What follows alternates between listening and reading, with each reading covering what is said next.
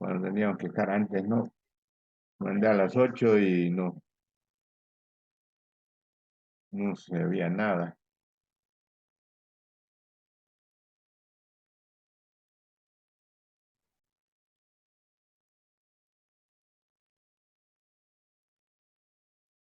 Listo, bueno. Bueno, la anterior semana he tenido feriado, el día viernes no había desfile. Bueno, pero ahora sí ya vamos a avanzar un poco más, ¿ya? Eh,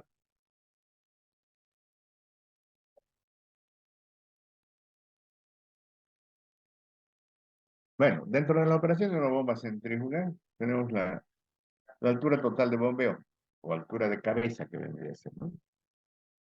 Esa presión de una bomba debe ser a ser capaz de mover un líquido a través del sistema, puede ser unidades en PSI, kilopascal o bar. Luego esta presión se convierte en altura de columna, en la cual se puede mantener ese líquido bombeando. Unidades son pies o metros, que se llama simplemente la cabeza. Generalmente las bombas, para poder dar el inicio que va a tener para el accionamiento inicial que se va a presentar, tiene que realizarse un cebado. Esto generalmente tiene un perno en la parte superior, que consiste el cebado, consiste en llenar directamente toda el agua para evitar que tenga aire, porque en caso de que tenga aire empieza a haber eh, bastante eh, golpe de ariete, ahí aparte de eso haría que la presión bajaría, no tendríamos un bombeo exactamente, costaría que directamente empiece a dar funcionamiento la bomba. Entonces, para lo cual se tiene que hacer un llenado. Siempre y cuando se debe fijar en la parte de la succión, tiene que tener una válvula check, que esa válvula es la que nos ayuda para que no se vacíe todo el agua. La válvula check pasa hacia un lado, hacia el otro lado se tranca. Y eso hace que directamente el funcionamiento sea constante. Si no, todo el tiempo tendría que estar cebando y nos costaría bastante poder hacer funcionar, ¿no?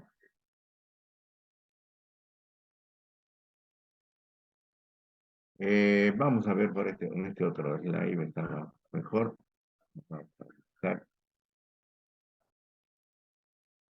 Dentro de los principios básicos que se presentan dentro de una bomba de funcionamiento, que generalmente hacemos la erección de la bomba centrífuga.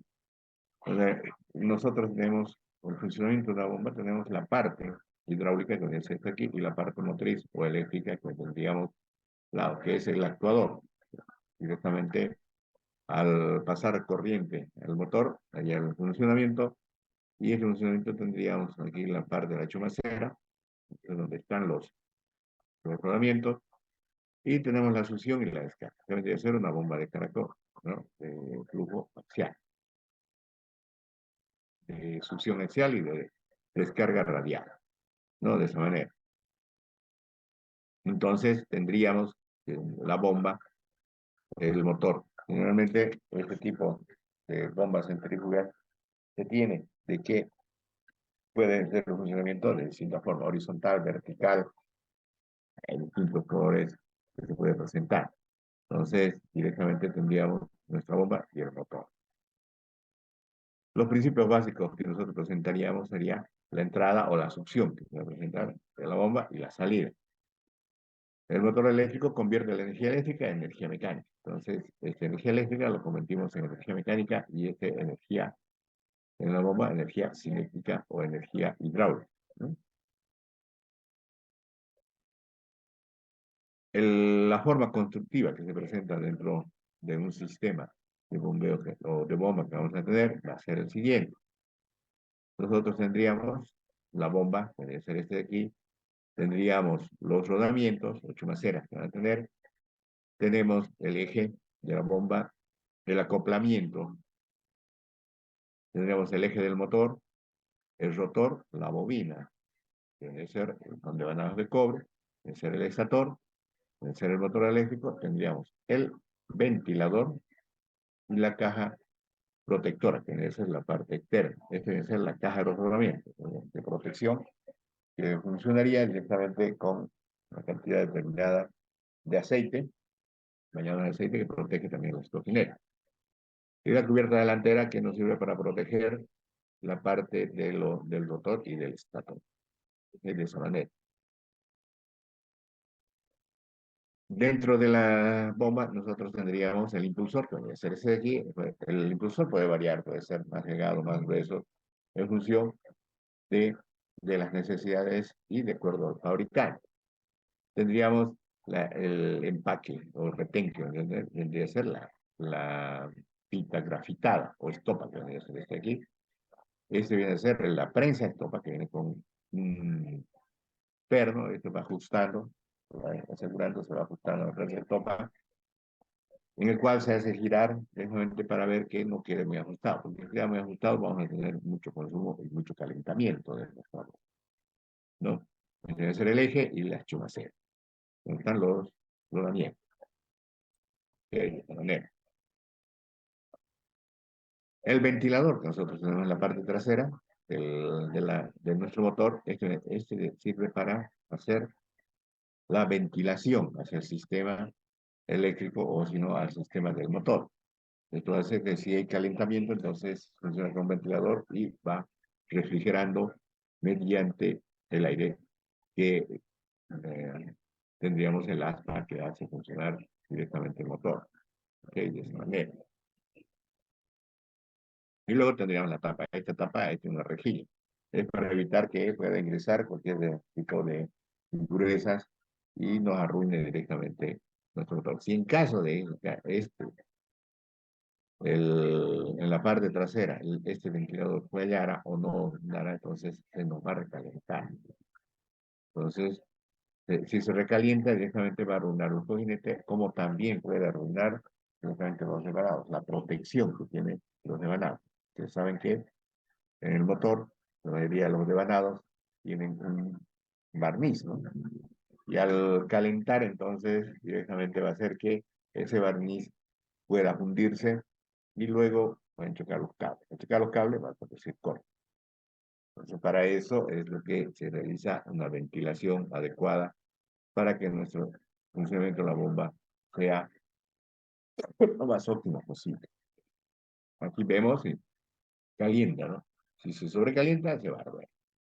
Entonces, directamente va a quemar todo nuestro devanado que presenta dentro de nuestro sistema. Generalmente tenemos que va a ser nuestro devanado, va a ser monofásico o trifásico, dependiendo de la aplicación. ¿Okay? Entonces vamos a tener distintos devanados, pues las conexiones. En este caso vamos a tener un trifásico, el cual funcionaría, ¿no? Por arrastre de acuerdo a la variación del campo magnético presente. Donde tenemos el estator, tenemos la bobina 1, la bobina 2 y la bobina 3. Entonces, cada una de estas bobinas, vamos a ver, vamos sacándolo. Entonces, estas bobinas son las que hacen la alimentación dentro del sistema. Al realizar esto, hace el arrastre hacia nuestro rotor. Entonces, va haciendo el cambio. En este caso tenemos norte-sur, entonces va cambiando, se cambia norte-sur, va invirtiéndose constantemente, entonces hace que por arrastre empiece a tener movimiento nuestro motor. Y ese movimiento va a pasar directamente hacia nuestro impulsor para dar la velocidad de rotación correspondiente de nuestro sistema. Aquí vemos cómo la corriente alterna que pasa directamente por cada una de las fases, aquí ya hay una inversión, aquí las diferentes fases va cambiando precisamente de acuerdo a la forma de conexión, puede ser estrella, puede ser triángulo, entonces de esa manera hacemos que haya el arrastre correspondiente del rotor para que pueda funcionar nuestra bomba.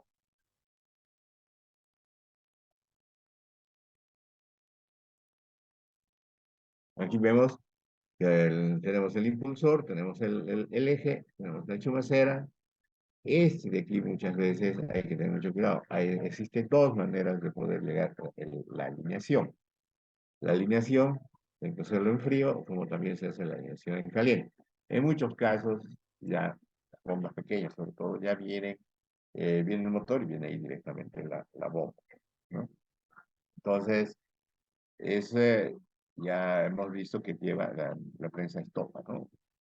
Lleva, o si no, el sello.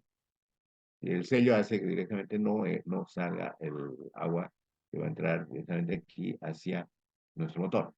Aquí ya no tendría esta chumacera, directamente sería el rodamiento del motor y entraría directamente en el impulsor. Y aquí tendríamos la prensa, todo el sello, que es el que protege directamente para que no pueda ingresar el agua hacia nuestro motor y pueda producirse un corte. Los, los impulsores generalmente tenemos que son cerrados, semiabiertos y abiertos. Cerrado, ¿qué quiere decir? Que viene a ser, tiene tapa ambos lados. Entonces, entra el agua por la parte central, de la forma axial, y luego, en función del giro que va a tener, empieza a enviar las partículas de agua hacia la parte de la carcasa. La variación que existe en función de la velocidad de rotación, vamos a mandarlo hacia la carcasa, la velocidad de giro que va a tener, entonces hace que haya una variación de velocidad a presión del sistema. De esta manera. El principio que nosotros tendríamos vendría a ser el giro hacia la carcasa que vamos a tener y de esa manera va a realizar el cambio de caudal va a elevar a una determinada presión en función de la velocidad de rotación que vamos a tener, ¿no? Las curvas de atrás lo empujan el agua, proporcionando un camino fluido para que el agua siga. Entonces va vendiendo y va impulsando, ¿no? Va impulsando, va saliendo hacia la descarga, región de baja presión y alta presión. Generalmente las bombas centrífugas generalmente son bombas de caudal. ¿Okay? Esas bombas de caudal nos ayudan para qué? Para llenado. En cambio, la bomba de pistón pues viene a ser de presión, o sea, no nos sirve para llenado, sino nos sirve para elevar altas presiones. Esto de esa manera. Entonces, aquí en este caso la bomba centrífuga entra el agua por la parte central y lo empieza a botar hacia nuestro caracol. Al pasar al caracol es lo que se realiza el cambio de velocidad a presión. ¿Ya? De esa manera.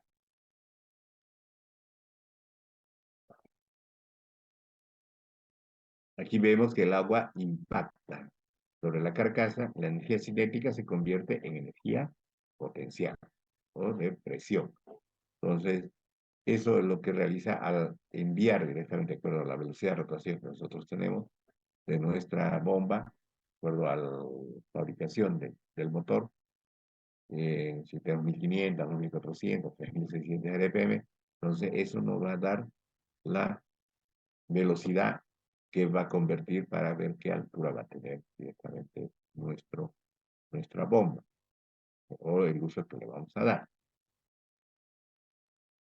Más agua así detrás se desarrolla con un flujo de corriente. Entonces entra el agua por esa zona, lo empieza a mandar hacia la parte externa y el diámetro del canal de la voluta se expande. Esto hace que la velocidad del agua disminuya, lo que aumenta la presión. Entonces, al aumentar, disminuye el diámetro de la voluta, o sea, del caracol, y esto hace para que aumente nuestra presión.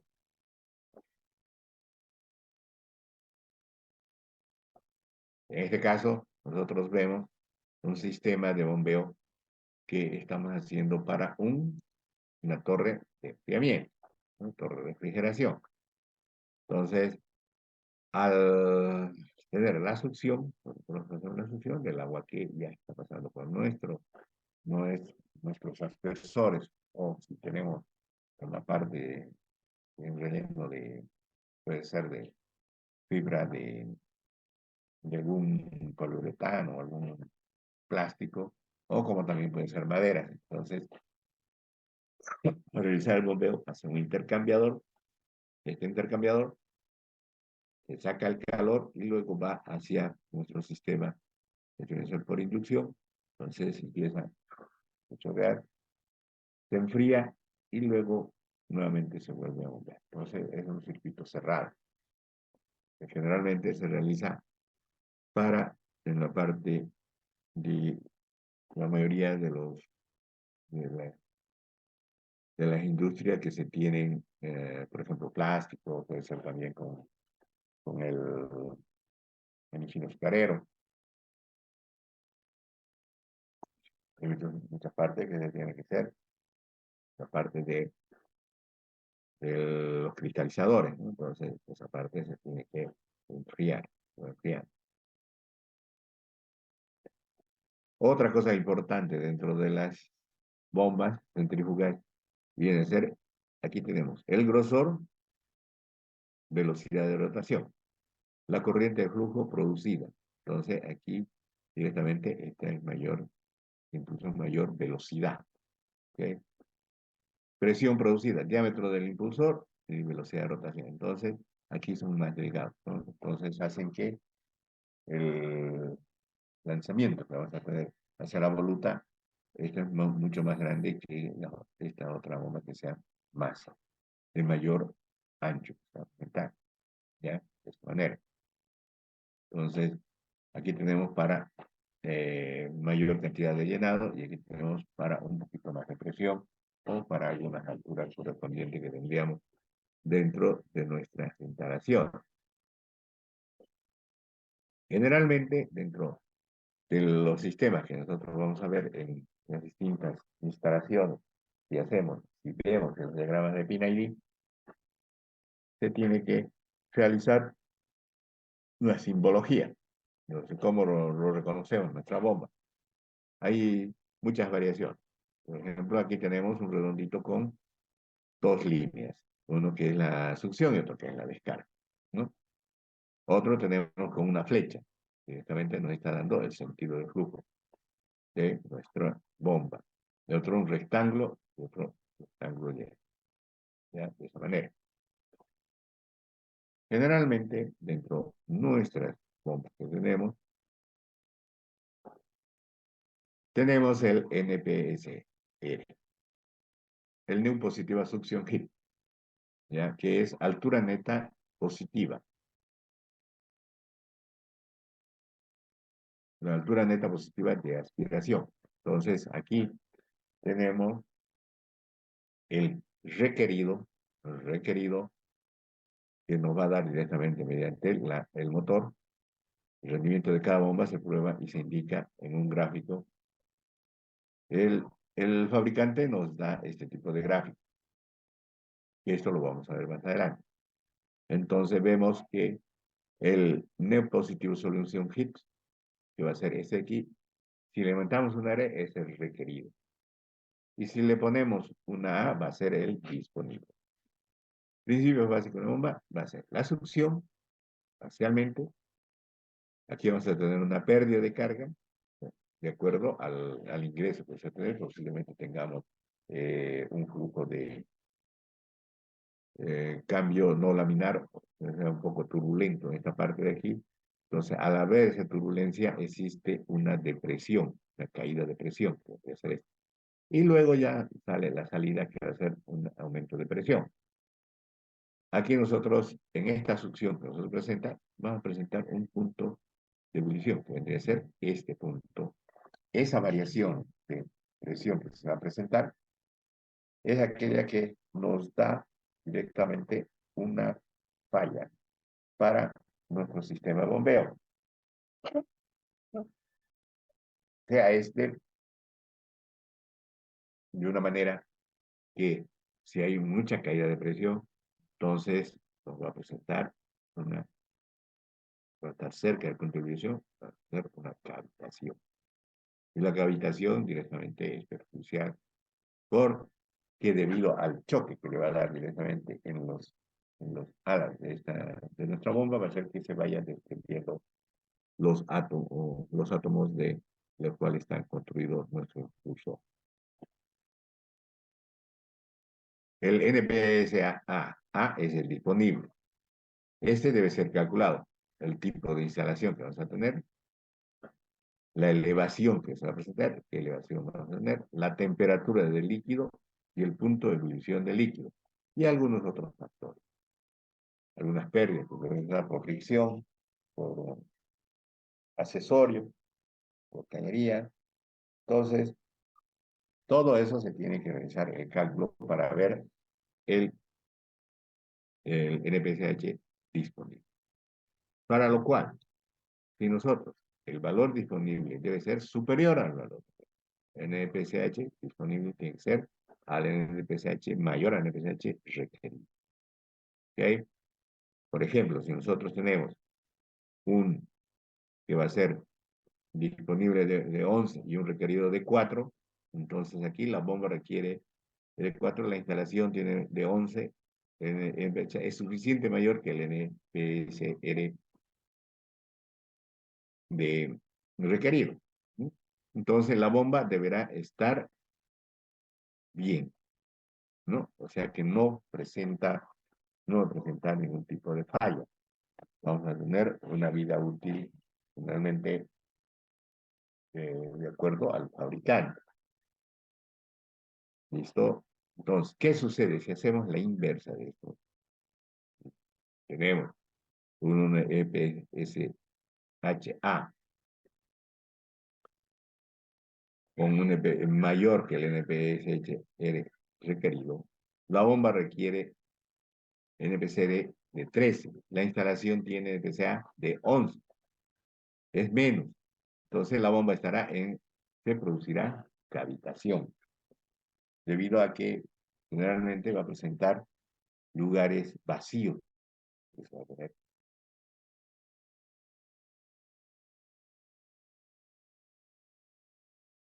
que vaya hacia los impulsores, llega ahí y varía la presión, entonces es como si estuviera martillando directamente el impulsor, y eso hace que vaya extendiéndose los granos, ¿verdad? De esta manera.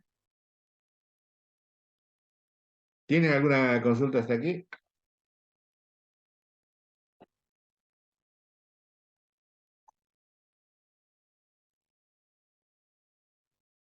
¿Ah? Lo No, que pasa es que ingeniero. estoy con un resfrío, Está ah, bien, ingeniero, ¿se entiende? ya, con un resfrío que apenas.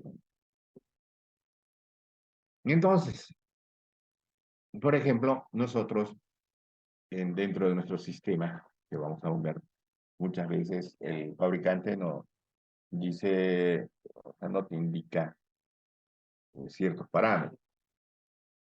Nosotros para elegir la bomba vamos y elegimos una bomba de acuerdo al mercado, ¿no? Pero hay que tomar en cuenta las consideraciones del estado de nuestro medio de a bombear. Generalmente el agua nosotros tenemos estado sólido, estado líquido y estado gaseoso. Y en ciertos momentos directamente puede haber estado sólido que tengamos, por ejemplo, llegamos al mínimo de nuestro tanque y en la parte inferior vamos a tener mucho sedimento. Entonces ahí ya tenemos bastante sólido.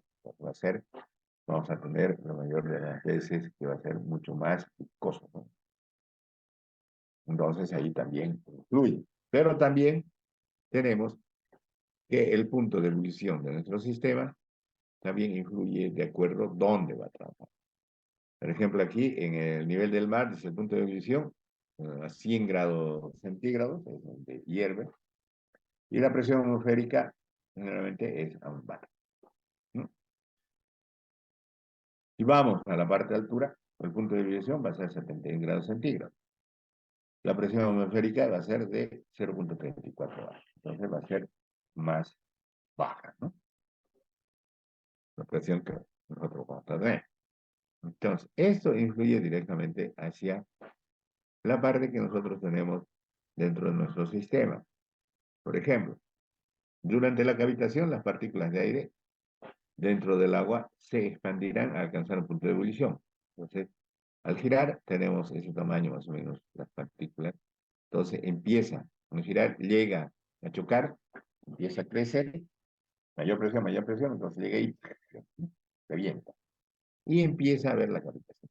Empieza a hacer el desprendimiento de los granos.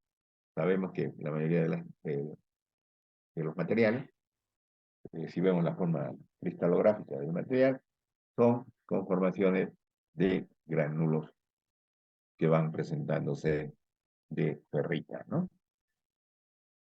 En ciertos casos, por ejemplo, los impulsores, la mayoría lo realizan que viene a ser de hierro, muchas veces fundido, otros vienen a ser de bronce, pero en sí las carcasas que presentan son de fierro fundido, son mucho más duras. Entonces, ese material es frágil. Y cualquier choque que le va a dar directamente va a ser el desprendimiento correspondiente. De la misma manera también en la parte de las cañerías, ¿no? Se va a presentar de esa manera. Esta burbuja colapsa sobre la misma y muy rápidamente, lo que elimina pequeñas partes de metal en la superficie, ¿no? Entonces llega ahí, pero no es pues, pequeñito, ¿no? Es bastante grande.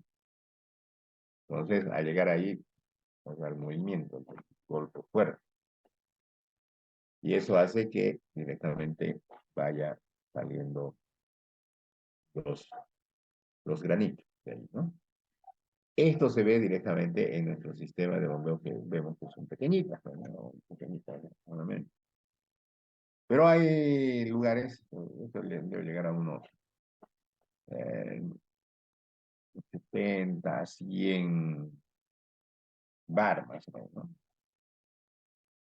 Pero hay otro que llega, por ejemplo, en la parte de bombeo de las estaciones, de las estaciones petroleras, generalmente son 2.400 PSI, 2.800 PSI.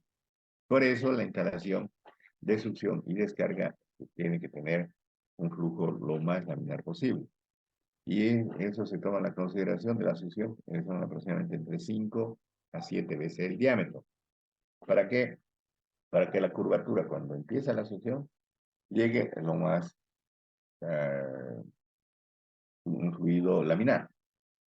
¿Qué pasa si colocamos la bomba y está así? Entonces va a llegar aquí, va a ser turbulento. Y al ingresar directamente hacia el impulsor, va a centralizar, va a crear burbujas, ¿no? Y esa burbuja va a ser el que va a dar directamente y eso hace que se desgaste. Y por norma, entonces se tiene que poner de 5 a 7 veces el diámetro, tanto la succión como la descarga. Si colgamos la descarga igual cerquita, igual lo mismo, ¿no? Va a llegar ahí, va a chocar y va a haber una turbulencia. Entonces es muy importante evitar que el flujo cambie de movimiento, que sea turbulento. Al ser turbulento, afecta. ¿Okay?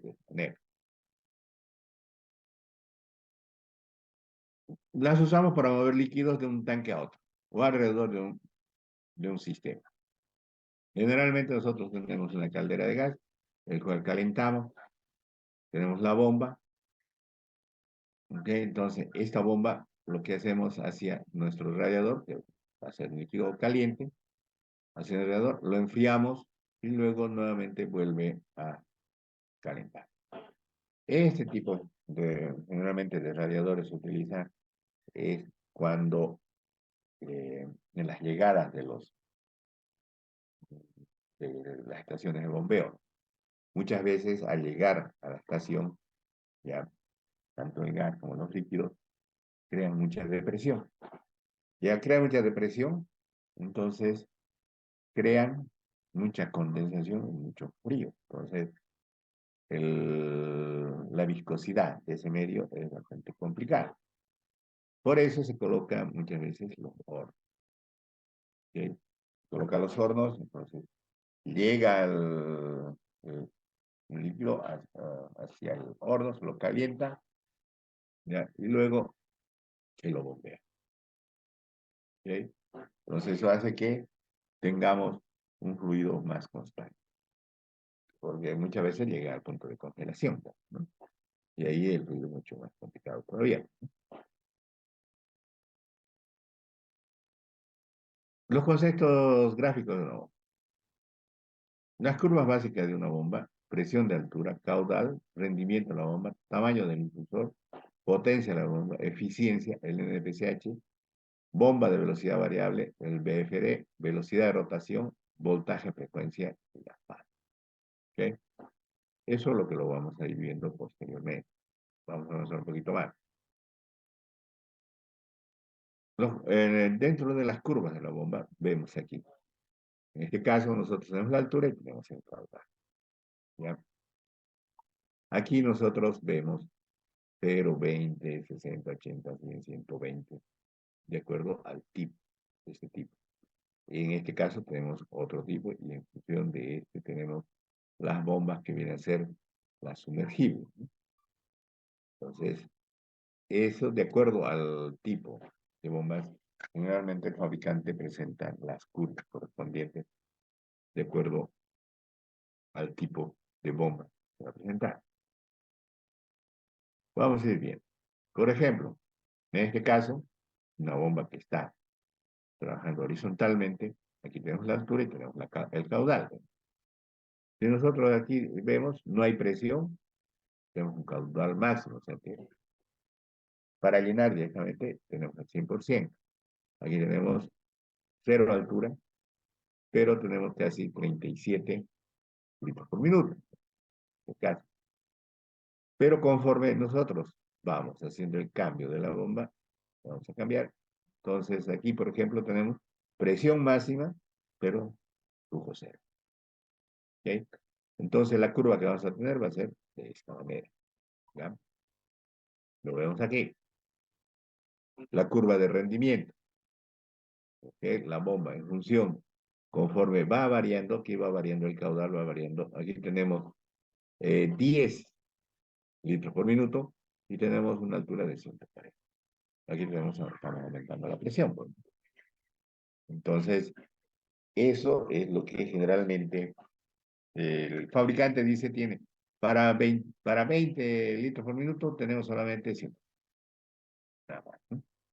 Entonces, tú de acuerdo a tu altura, que vas a tener, ves tu requerimiento, ves el requerimiento que vas a tener y hay que ver el disponible, ¿no? De esa manera, entonces, tú sabes cómo va a estar diseñado tu sistema, ¿no? Entonces, para poder llenar un tanque por ejemplo, a 50 metros, si le colocas una de 140, por ejemplo, a 10 litros, no vas a llegar a la mitad, pues, ¿no? De 500 metros. Entonces, por eso hay que verificar el tipo de bomba que se acople directamente para nuestra necesidad que vamos a tener.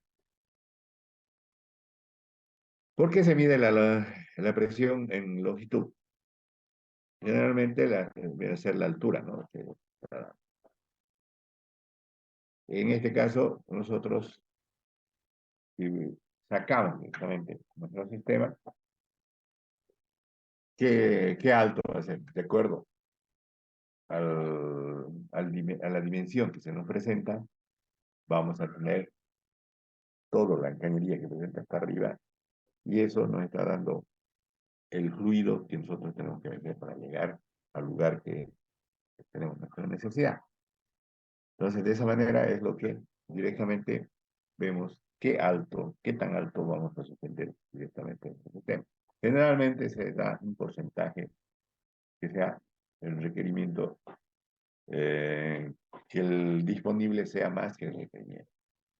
Entonces, de que pueda pasar y no tengamos problemas. No vamos, iguales, no lo vamos a poner, vamos a llegar allá, va a empezar, va, va a ser lento. Pues, ¿no? Y eso influye para que nuestro sistema, directamente, para poder llenar, necesitamos horas, antes tiempo. Eso perjudica a todas las necesidades que nosotros tenemos dentro, sea en edificios, sea campos de riego, o sea, torres de enfriamiento. Si ponemos muy pequeñas, vamos a tardar un montón y todo nuestro sistema se va a parar. Para eso, lo que ustedes tienen que tener en cuenta es el, nuestro disponible que va a presentar. ¿Alguna consulta? Tenemos un minuto.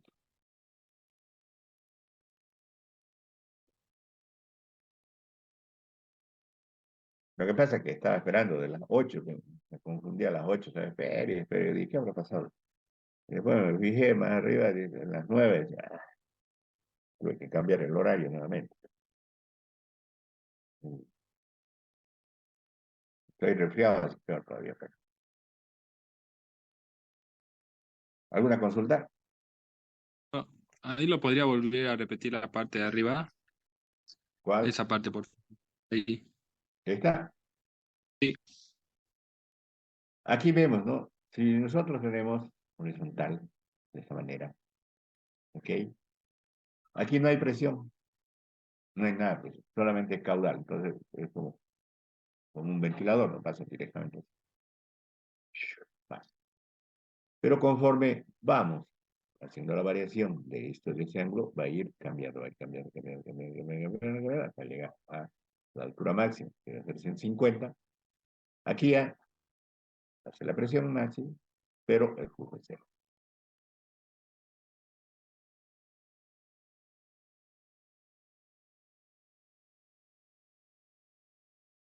Tenemos una determinada altura, poniendo que sea 80, 100 metros, entonces vamos a tener una altura de cabeza que va a ser, eh, mm, diríamos, tendríamos un nominal de 100 y tendríamos 20 ya altura de cabeza que sería el real de la bomba. Entonces, ¿qué quiere decir eso? Que directamente nuestra instalación que nosotros vamos a tener va a trabajar más descansado. ¿Mm? Va a llenar rápidamente, ¿ok? Y luego se va a detener. Para eso, o sea, ya se va a hacer los controles, va a tener un sensor de nivel superior, un sensor de nivel inferior, y el cual ustedes ya hacen la planificación de acuerdo a las necesidades se va a presentar. Por ejemplo, si hay un edificio, cuántas personas van a ser, cuántos departamentos tienen, cosa de que el mínimo que llegue también no sobrepase para que cuando llegue la gente, llegue, no hay agua. Entonces tiene que tener un cierto margen, cosa de que baje, llegue ahí y vuelve a llenar nuevamente, pero tratando de evitar que baje demasiado. Baja demasiado, va a llegar, siempre va a hacer el análisis de máximo requerimiento que se va a tener a cierta hora que se va a presentar, entonces ahí ya hacen su colocación de bomba. Y en caso no se consigue bomba con la capacidad grande, de acuerdo al tamaño del edificio, entonces se coloca dos bombas en paralelo. ¿No? Entonces, de esa manera es que aquí vemos, conforme vamos variando el ángulo de la bomba, vamos diciendo, ok, vamos variando el ángulo, entonces aquí va a ir variando el caudal y la altura directamente también va a ir cambiando. ¿No? Aquí, por ejemplo, tenemos 0 metros, aquí tenemos 20, aquí tenemos 40, 60 y un caudal de 30, ¿no? Entonces va siendo proporcional la altura con el caudal que presenta nuestro sistema de bombeo, ¿no? De esa manera. Generalmente los fabricantes de las bombas solo saben hasta qué punto la bomba puede empujar un líquido. O sea, Vika nos da hasta este punto, dice, bueno, eso no va a dar. Pero no saben qué líquido bombeará su sistema. Aparte de eso, ya vimos que hay variaciones de acuerdo a dónde va a trabajar esa bomba. Si trabaja aquí en Santa Cruz o si trabaja en La Paz. Entonces, esas consideraciones hay que tomar en cuenta, porque directamente, y es aquí en Santa Cruz, nosotros vamos a tener un fluido de agua que es a mayor presión, la viscosidad es menor, ¿no? Pero si no va a La Paz, va a ser más frío, la velocidad es mayor, y eso hace que nos cueste más levantar, ¿ya? Como también hay que saber qué tipo de líquido vamos a tener. Un sistema puede ser combustible, puede ser agua, puede ser leche, Coca-Cola, etc. De acuerdo al tipo de industria que se presenta. Entonces, como también dentro de cada uno de esa industria que se presenta, tiene que saber elegir. Si es para alimentos, tiene que ser bombas de inoxidable, con impulsores de inoxidable, con más cara, o impulsores que podrían ser de plástico, ¿ya? Para evitar la contaminación.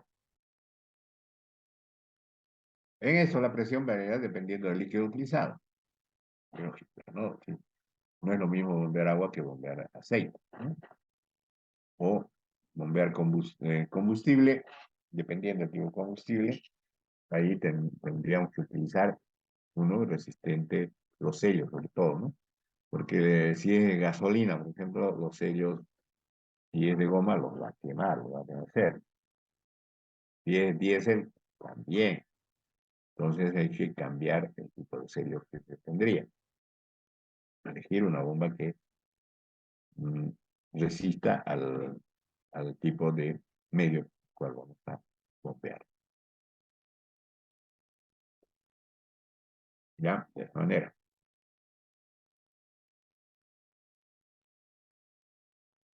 Esta bomba puede proporcionar 125 pies de altura o 38,1 metros. Una presión 54,25, 3,74. Agua a gravedad específica igual a 1, ¿no? Porque, aquí.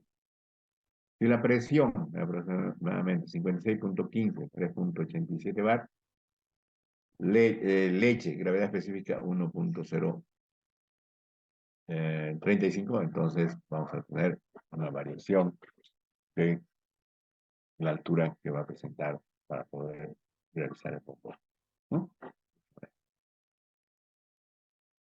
¿Ok?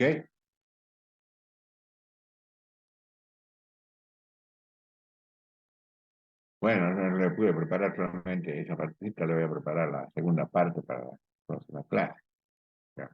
Donde están todas las curvas y el manejo de ellas, ¿no?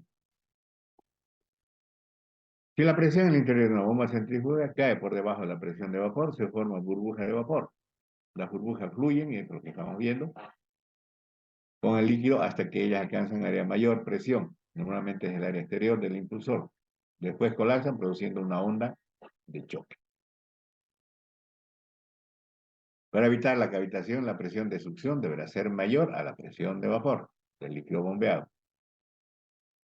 Entonces, la requerida tiene que ser mayor a la disponible, ¿no? ¿Sí? O a la inversa. ¿Cómo es?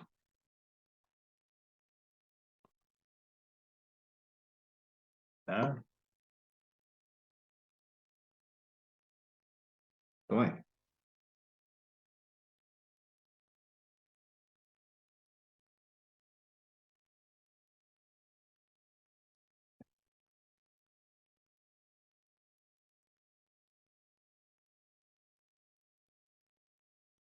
¿Cómo es eso?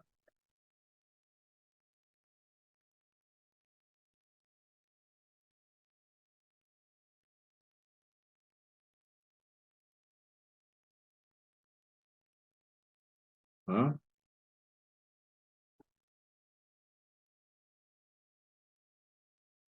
¿Cómo es?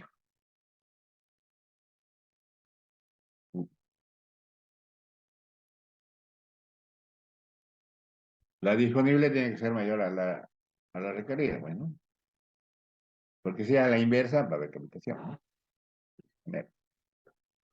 ¿Ok?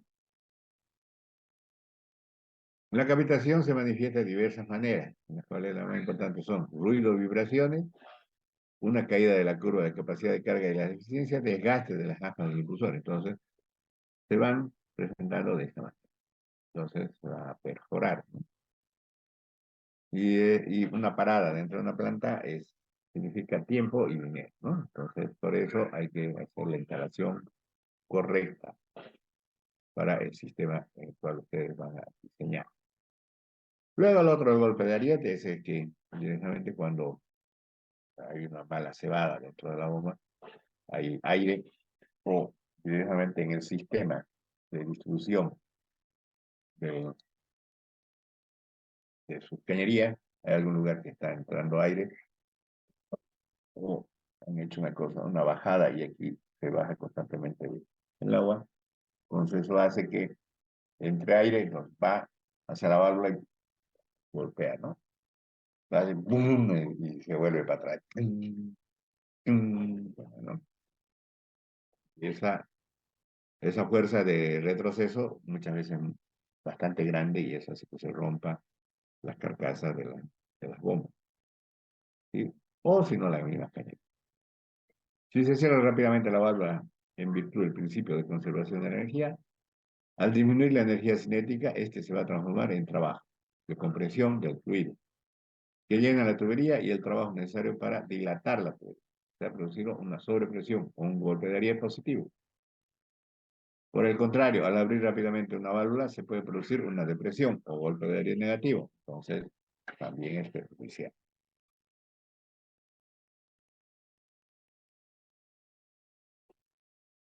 El uso de las bombas centrífugas, debido a sus características, son las bombas que más se aplican en la industria. Por razones de esta preferencia son las siguientes.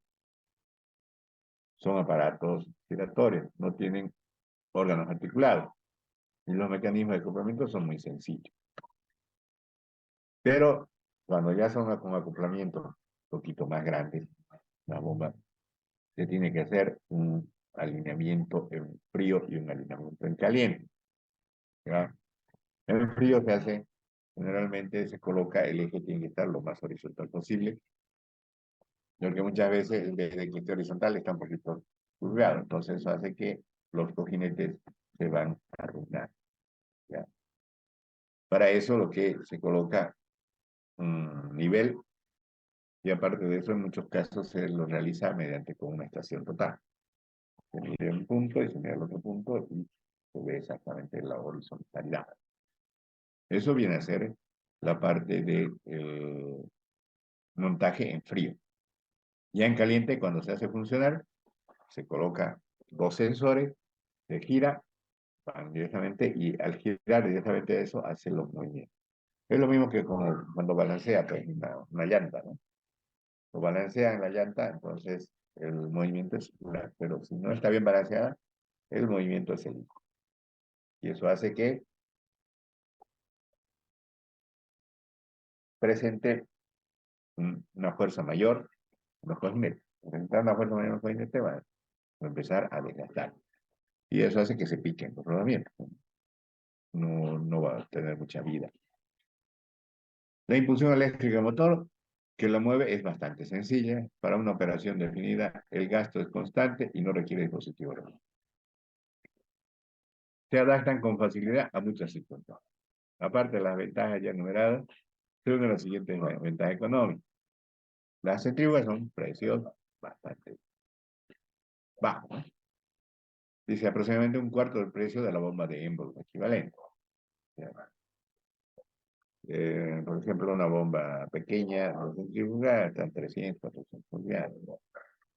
Y una bomba de alternativa de presión, más o menos que tendría que ser como una hidrolavadora, ¿no? Hidrolavadora está alrededor de 800, 1000.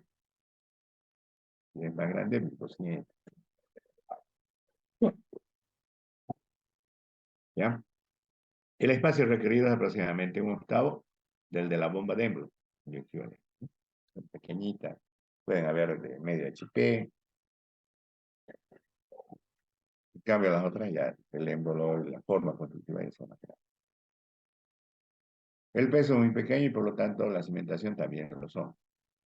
El mantenimiento de una bomba centrífuga solo se reduce a remover el aceite de la chumacera, los empaques de la prensa estopa y el número de elementos a cambiar es muy pequeño. Cabeza. Altura de la bomba. altura de descarga estática va a ser desde el centro de la bomba hacia el nivel superior.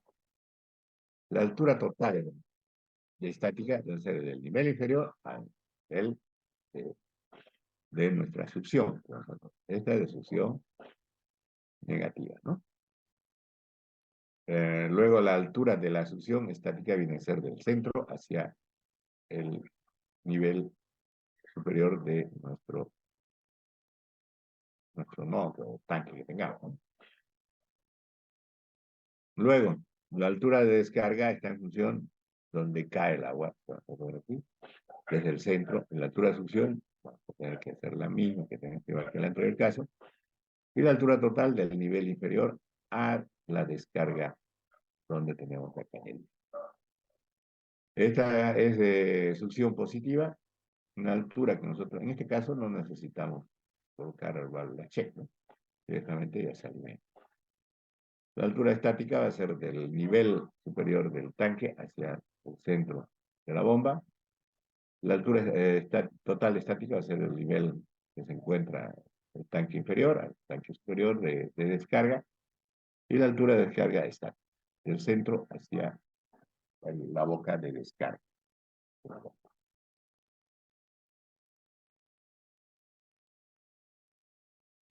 Succión de levante estático. Es la distancia vertical desde el nivel de suministro de líquido del eje central de la bomba cuando el nivel de suministro está por debajo del eje central de la bomba. Succión de levante. Hacer este aquí. Succión de levante. ¿Sí? Está por abajo.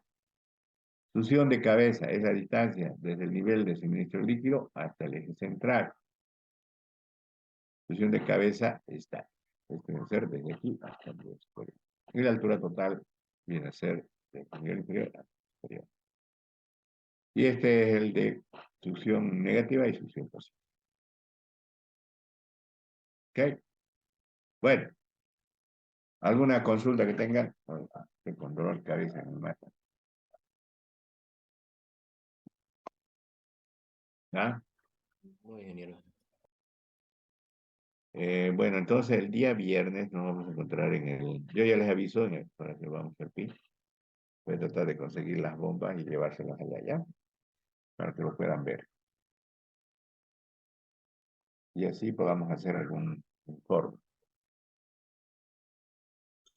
Eso, Una pregunta, ingeniero. sí, Va a ser a las 9 en el PI, dice. ¿De qué hora a qué hora van a hacer las prácticas? Disculpe, ingeniero. desde las 9. Así quedamos, ¿no? Sí, Claro, ingeniero. pero Sí, me ingeniero, a las refiero. 9 dijimos. Aquí digamos viernes de 9 a 10, 9 a 10, 11. Ah, ya, gracias, ingeniero. Gracias por el dato. Solo por mañana, solo por este viernes, ¿no? El otro viernes no sería, ¿no? Todos los viernes, pues, ¿no? Lo que pasa que posiblemente sea este viernes y luego ya, conforme vamos avanzando, ustedes eligen la bomba y ya van haciendo su informe de práctica, ¿no? Uno es el informe de bomba. Vamos a ver, de acuerdo al tipo de bomba que ustedes elijan, entonces ahí vamos a ir calculando y haciendo su informe. Eso ya, posiblemente algunos se lo pueden llevar la bomba, pero sin embargo, vamos a tratar de que nos podamos reunir para cualquier consulta en el PI, ¿no? Con los grupos que necesiten, ¿no? ¿Ok?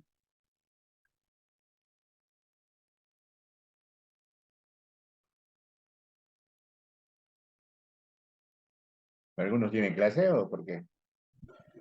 Yo en mi caso sí, ingeniero, paso clases. Pero va a ser de 9 a 10 y media, más o menos.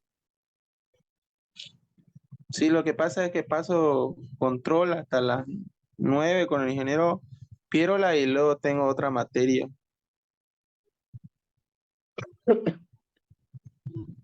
Es el único compañero, parece. A ver, No, igual ese, estoy yo en control. bueno, ese día que estábamos, dijeron, ¿no? ¿Qué día quieren? Bueno, dijeron, el día viernes. Es que no estábamos casi la mayoría presentes, porque muchos se iban inscribiendo y las inscripciones creo que va a ser hasta esta semana más, porque siguen aceptando casos especiales todavía y sigue adición y rezagados todavía, ingeniero. Bueno, como por este viernes lo podemos hacer y ya después podemos ver la forma. Porque era a Está las bien, 12, ingeniero. al mediodía era, ¿no? El día jueves al mediodía.